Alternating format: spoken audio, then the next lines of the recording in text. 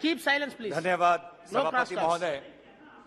आज इस महत्वपूर्ण बिल पर चर्चा करने के लिए मैं खड़ा हुआ हूं और इस बिल में बहुत से महत्वपूर्ण प्रश्न पूछे गए हैं, जिन प्रश्नों का उत्तर बिल के statement of objects and reasons में विवरण नहीं किया गया है। और कभी भी कानून अच्छा या बुरा सिर्फ कानून पढ़ के हम नहीं कह सकते, लेकिन कानून का उपयोग या दुरुपयोग करने वाले जो सरकार है, उसका हिस्टोरिक रिकॉर्ड, उसका आचरण देख के हम कह सकते हैं कि ये कानून भविष्य में हमारे सहयोग में आएगा या इस कानून के द्वारा विपक्ष के आवाज को कुचलने की कोशिश होगी। आज ये कानून में बहुत से खामियां हैं और बहुत से प्रश्न हम उठा सकते हैं। सिद्धांतिक रूप से हम प्रश्न उठा सकते हैं, संवैधानिक रूप से हम प्रश्न उठा सकते हैं, सुशासन के रूप आधार पे हम प्रश्न उठा सकते हैं। सिद्धांत के रूप में सर, लोकतंत्र का मंदिर चार स्तंभ पर खड़ा होता है: executive, legislative, judiciary and media. And we want all four pillars to be strengthened. But only if the executive strength is strengthened, without proportionate strengthening of legislation, judiciary and media, then the temple of democracy is vulnerable. And therefore, what is this bill is a classic case where the executive is giving itself more power, but the same proportionate power is not given to legislature. And that is why when checks and balances are not there, that is when a democratic country or a democratic state can be an autocratic state. And that is something that we have to be careful of, because with the advent of technology, with advent of new tools, a government has much more powers than what it did in 1920. With the hordes of surveillance technologies, including technologies like Pegasus, this government has powers that no other government in the past has seen. And therefore, the question of checks and balances and legislative scrutiny and parliamentary scrutiny become that much more important. And that is why I make my party's demand right at the onset that send this bill to the standing committee for it to be evaluated at a comprehensive level. This question, there is also the constitutional questions, which has been outlined by my senior member of parliament, Manish Tiwari, on Article 14, Article 21, Article 16 and Article 23. Also, sir, on the Puttaswamy judgment outlined the three basic principles of proportionality and necessity.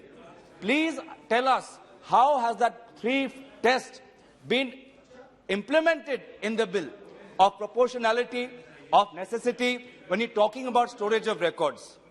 One second, Gaurav. 1 minute. Silence.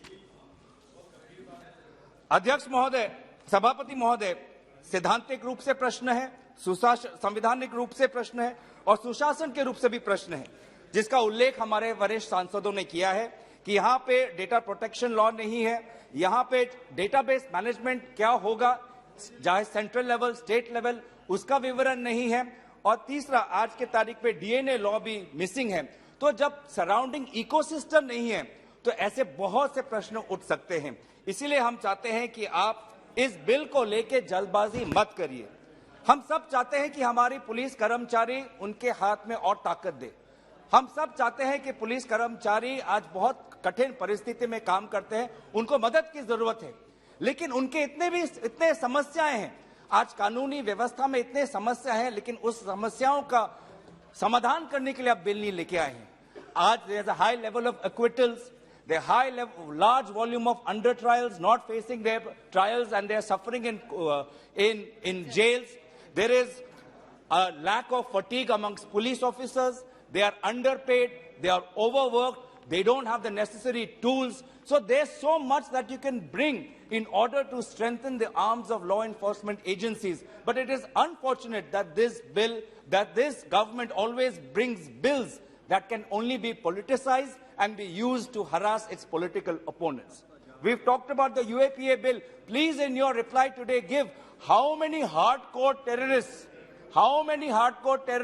have been caught under UAPA, and how many students and petty activists have been caught. Please tell us, under Sedition Act, how many hardcore sedition acts have you have you arrested? Unfortunately, sir, they are ministers who talk about shooting people.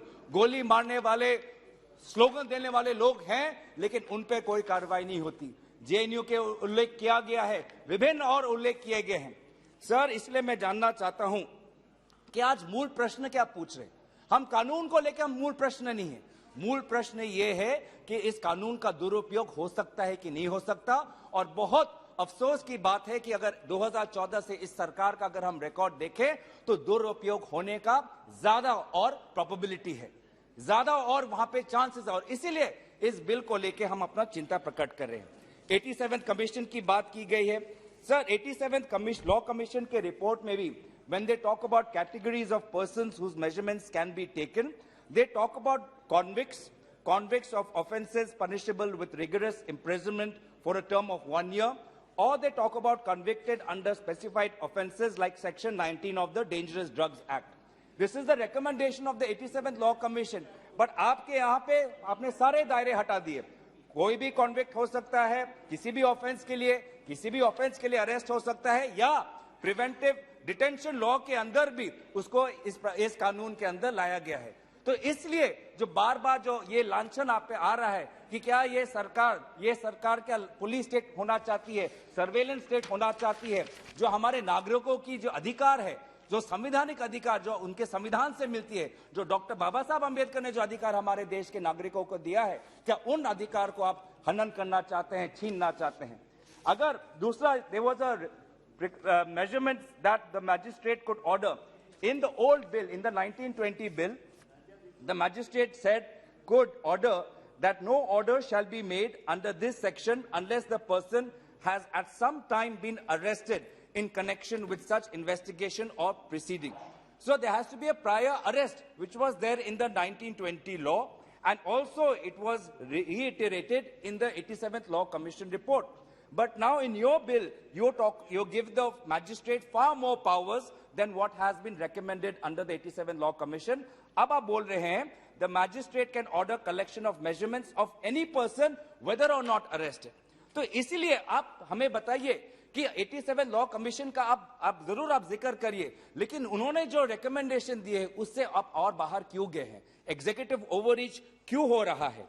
तीसरी बात आई है ये centralisation, ये पूरा data आप चाहते हैं कि नेशनल क्राइम रिकॉर्ड्स ब्यूरो में ये पूरा डाटा रिकॉर्ड होना चाहिए। कहीं ना कहीं लॉ एंड ऑर्डर जब स्टेट सब्जेक्ट होता है और पूरा ये data national crime records bureau में आता है, तो इसको लेके मुझे एक पुरानी बात याद आती है प्रधानमंत्री मोदी जी की, जब वो गुजरात के मुख्यमंत्री थे और उस समय की यूपीए सरकार ने नेशनल काउंटर टेररिज्म काउंसिल का उल्लेख किया था। और उस समय मुख्यमंत्री मोदी जी, जो आज के तारीख में प्रधानमंत्री हैं, उस समय गुजरात के मुख्यमंत्री होने के नाते उन्होंने नेशनल काउंटर टेररिज्म काउंसिल का विरोध किया था कि यह संघीय ढांचा पर एक आक्रमण है। तो आज जो आप पूरा ये जो डाटा है स्टेट का, अब आप नेशनल क्राइम रिकॉर्ड्स में लाना है, तो क्या मुख्यमंत्री मोदी जी ने उस समय जो कहा था, क्या उसके बातें के अनुकूल आप नहीं है? तो ये अब मैं जानना चाहता हूं। आप बात करते हैं विभिन्न देशों की। हमारे भाजपा के प्रथम प्रवक्ता ने बात की थी कि यूएस में भी ऐसे लॉ है, यूके में भी ऐसे लॉ है, दूसरे देश में भी ऐसे लॉ है। माना मैंने माना कि यूएस और यूके में ऐसे कुछ लॉज हैं जिसमें ये सारा डाटा ले सकते हैं, पर उनका इकोसिस्टम देखिए। यूएस में जब एक पुलिस कर्मचारी अगर अपने ड्यूटीज का डिरेक्शन करता है, जॉर्ज फ्लॉयड के केस में जब एक पुलिस कर्मचारी के एक्शन से जब एक आदमी मर गया तो उसका ट्रायल जज कोर्ट में हुआ और उसको सेंटेंस मिली। यहां पे क्या होता है? यहां पे अरुणाचल प्रदेश के 2 बच्चों को आर्मी गोली मार देता है, कोई नहीं। मोन डिस्ट्रिक्ट नागालैंड में 14 लोग मारे जाते हैं, कोर्ट ऑफ इंक्वायरी बैठी है लेकिन कुछ नहीं। तो इसीलिए आप यूएस और यूके की बात करते हैं, लेकिन वहां का इकोसिस्टम, वहां के ऑफिसर्स की ट्रेनिंग, वहां के ऑफिसर्स पे सुपरविजन यहां पे कहां है? आफ्पा के अंदर आप देख सकते हैं कि अरुणाचल प्रदेश में 2 शूटिंग हुआ है, कोई हमारे पता नहीं। मोन डिस्ट्रिक्ट के शूटिंग में कुछ नहीं पता। कितने सारे कस्टोडियल डेथ हुए हैं, आपने कितने सारे ऑफिसर्स को पकड़ा। यूके में पुलिस ऑफिसर्स जो अपने हर डिसीजन राइटिंग में रखते हैं। यूएस में पुलिस ऑफिसर्स अपने आर्मर में बॉडी कैमरा रखते हैं ताकि हमेशा लीगल वहां पे चैलेंज हो सकता है। ऐसे एक आप तकनीक दीजिए, ऐसा एक इकोसिस्टम बनाइए हमारे कर्मचारियों को सशक्त करने के लिए, उनको ट्रेनिंग दीजिए, उनको अस्त्र दीजिए, उनको उनका जो पगार है वो बढ़ाइए, और तब जाके आप कंपेयर करिए यूएस और यूके के साथ। तो इसीलिए मैं बार बार बात करता हूं, the home minister has given us know assurance that this bill will not be abused, and that is the central question. Therefore, on basis of constitutional propriety, on the basis of propriety of Indian principles, on the basis of propriety of governance, I demand that this bill should be sent to the standing committee. Thank you very much. Sri Satyapal